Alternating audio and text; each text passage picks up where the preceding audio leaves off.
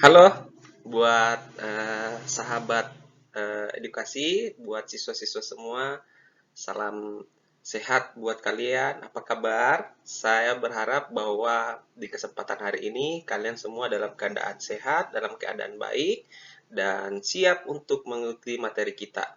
Nah, untuk materi kita pada kesempatan hari ini, kita akan membahas tentang materi eksplanasi. Nah, materi eksplanasi ini adalah materi yang membahas tentang gejala atau fenomena alam. Nah, untuk lebih jelasnya, kita lihat sama-sama ya materi yang akan saya jelaskan dan saya akan sampaikan ya. Baik. Nah, sebelum kita membahas lebih jauh dari materi ini, itu saya akan menyampaikan dulu tujuan pembelajaran materi eksplanasi. Tujuan pembelajaran materi eksplanasi ini ada 3 yang saya buatkan, yaitu yang pertama, Anda mampu memahami pengertian, ciri, unsur, dan struktur dari teks eksplanasi itu sendiri. Yang kedua, Anda mampu memahami urutan kasualitas atau sebab akibat fenomena alam atau fenomena sosial yang terjadi, yang kalian amati atau yang kalian teliti. Yang ketiga, Anda mampu menulis teks eksplanasi sesuai dengan struktur dan kaidah dari teks eksplanasi itu sendiri. Nah, lanjut ya. Setelah Anda memahami tentang tujuan, Anda juga harus mengetahui manfaat Anda mempelajari materi eksplanasi. Yang pertama, itu dengan mempelajari materi eksplanasi, mampu menambah ilmu sehingga mewujudkan generasi yang cerdas secara intelektual. Yang kedua, menambah wawasan kalian terhadap proses terjadinya fenomena alam atau fenomena sosial. Yang ketiga, menambah wawasan terhadap hal atau sesuatu yang bersifat ilmiah. Nah, kita masuk di pengertian ya. Simak sama-sama. Jadi, pengertian eksplanasi itu adalah teks yang menjelaskan tentang proses terjadinya sesuatu atau terbentuknya sesuatu fenomena alam atau fenomena sosial. Jadi, segala gejala alam, segala peristiwa-peristiwa atau fenomena yang terjadi di masyarakat, inilah yang akan kita perdalam atau kita jabarkan di eksplanasi. Nah, lanjut. Bagaimana strukturnya? Struktur dari teks eksplanasi itu ada 3. Yang pertama ada pernyataan umum, yang kedua ada deretan peristiwa atau deretan penjelas, yang ketiga interpretasi. Nah, kita kembali ke pertama, pernyataan umum. Pernyataan umum ini biasanya di awal paragraf ketika kita menulis teks eksplanasi. Pernyataan umum ini berisi tentang penjelasan umum dari atau gambaran umum dari fenomena yang kita akan bahas. Nah, ini bisa berupa pengenalan fenomena tersebut, memperkenalkan fenomena apa nih yang akan kita bahas. Penjelasan umum yang dituliskan dalam teks ini berupa gambaran secara umum, gambaran garis-garis besarnya saja. Oke. Yang kedua, deretan penjelas. Nah, di bagian struktur yang kedua ini, itu berisi tentang penjelasan proses. Mengapa fenomena tersebut bisa terjadi atau tercipta, bisa terdiri dari lebih dari satu paragraf. Kemudian deretan penjelas ini mendeskripsikan atau merincikan penyebab dan akibat. Jadi ini kembali lagi ada proses sebab akibatnya di situ. Kenapa bisa jadi banjir? Karena ada penyebabnya. Kenapa bisa terjadi penjarahan? Karena ada penyebabnya. Kenapa bisa terjadi kemiskinan? Ada penyebabnya.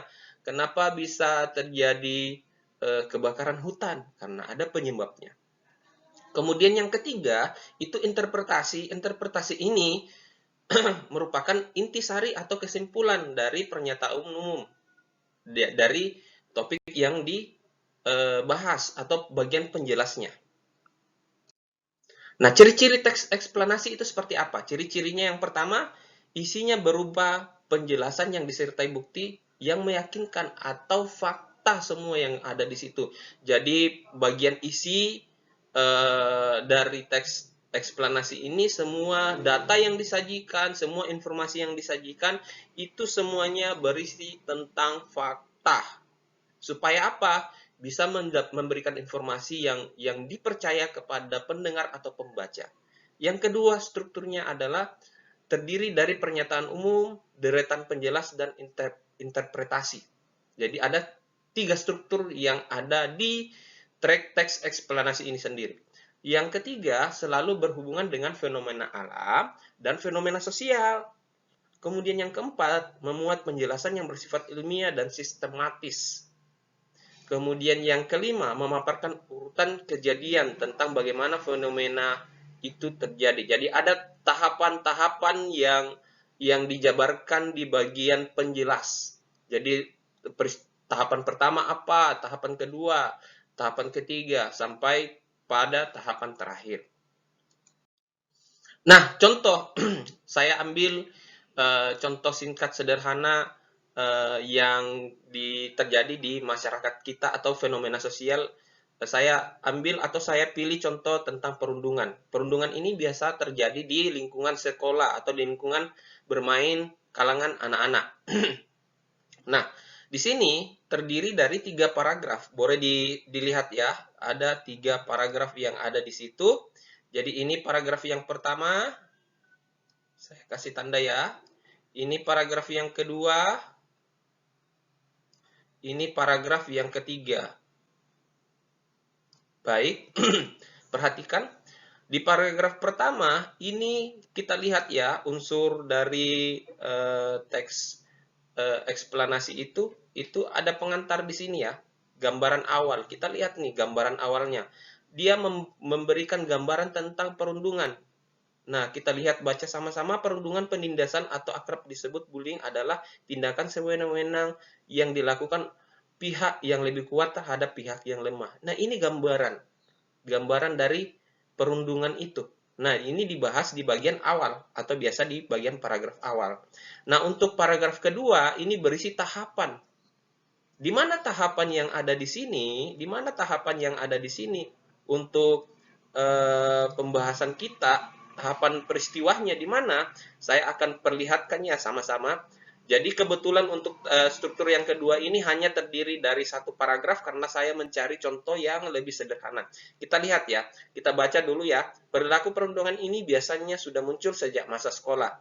Perilaku biasanya mempunyai rasa tak kenal waktu. Kadang ada motif tertentu atau hanya iseng. Motif paling umum para pelaku perundungan adalah sikap penindasan, dijadikan pelaku sebagai bentuk pertahanan dirinya, dan biasanya terjadi korban akan menyimpan dendam dan kelak membalaskannya kepada orang lain, seperti rantai yang tak terputus. Nah, ini ada tahapan yang pertama. Biasanya perilaku perundungan ini muncul sejak masa sekolah. Ini tahap pertama. Lihat ya, muncul saat masa sekolah, tahapan pertama.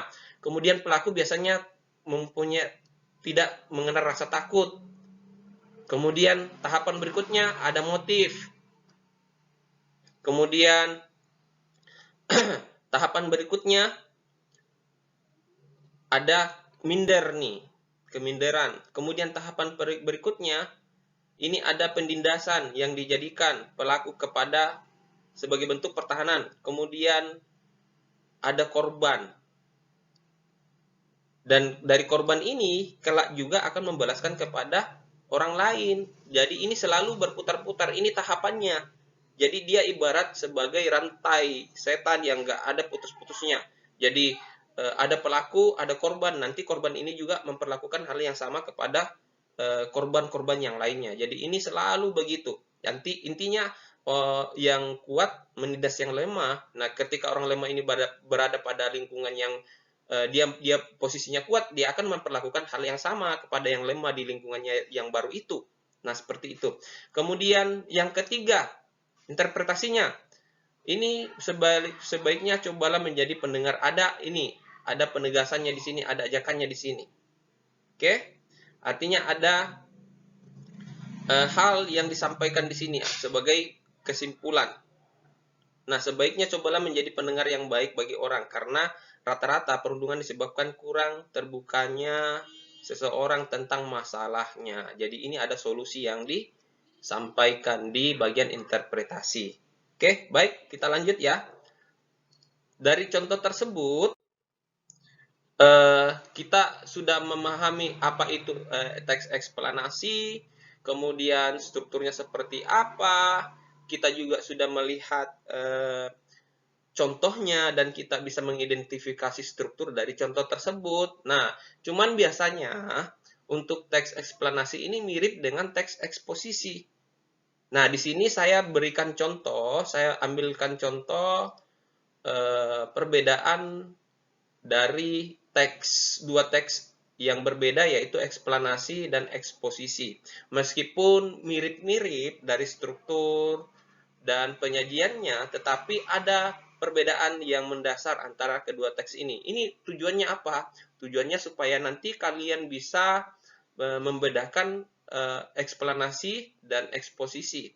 Dan nanti kalian ketika membuat eksplanasi tidak cenderung membuat karangan yang berbentuk eksposisi. Nah, perbedaan yang pertama itu terletak pada pengertian. Dilihat ya sama-sama pengertiannya, letaknya. Jadi, kalau di bagian pengertian, kalau eksplanasi itu berisi karangan yang menerangkan tentang proses peristiwa.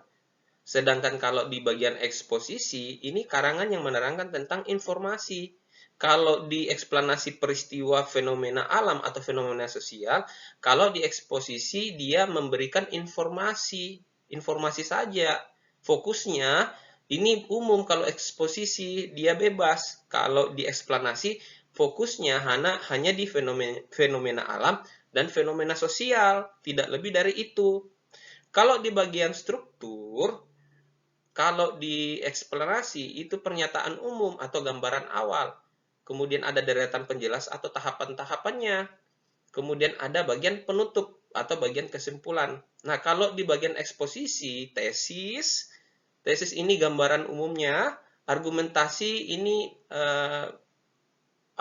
argumen yang berisi tentang data, fakta, tidak berisi tahapan-tahapannya, tetapi informasi di sini disajikan di argumentasi untuk bisa memberikan informasi kepada pembaca atau pendengar.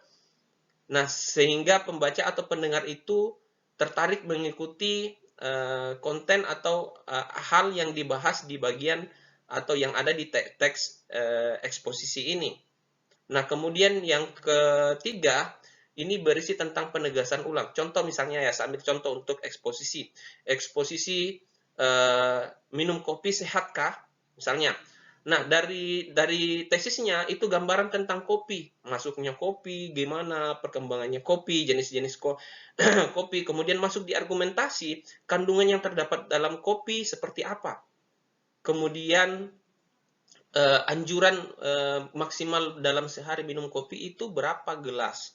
Di bagian argumentasi. Ini informasi yang disampaikan atau informasi yang harus ada di bagian argumentasi untuk teks eksposisi. Nah, kalau di bagian penegas, itu dia pertegas bahwa misalnya berarti jangan sampai orang memahami ketika membaca teks eksposisi ini bahwa oh tidak boleh minum kopi, enggak. Tetapi biasanya di bagian penegas ditegaskan bahwa silakan minum kopi, tetapi jangan melebihi batas yang sudah disampaikan di bagian argumentasi. Seperti itu gambarannya. Tapi kalau di kalau di bagian eksplanasi itu tidak seperti yang ada di eksposisi. Kalau di bagian eksplanasi hanya pernyataan umum, gambaran awal, kemudian deretan penjelas, ini berisi tahapan-tahapan peristiwa yang kita bahas itu terjadi, kemudian bagian penutup, jadi biasanya kesimpulannya atau informasi yang lebih umum di sini. Nah, kemudian tujuannya, perbedaan yang berikutnya adalah terletak bagian tujuan. Tujuan yang ada di eksplanasi untuk menjelaskan suatu proses terjadinya peristiwa, baik bencana alam maupun bencana sosial. Oke. Sedangkan kalau di eksposisi tujuannya untuk mendapatkan informasi yang sejelas-jelasnya. Oke. Baik, sekian untuk penjelasan materi gambaran awal dari materi tentang eksplanasi dan perbedaan eksplanasi dengan eksposisi. Semoga bisa bermanfaat buat yang menyimak. Salam sehat selalu. Sampai jumpa di penjelasan materi berikutnya. Dadah.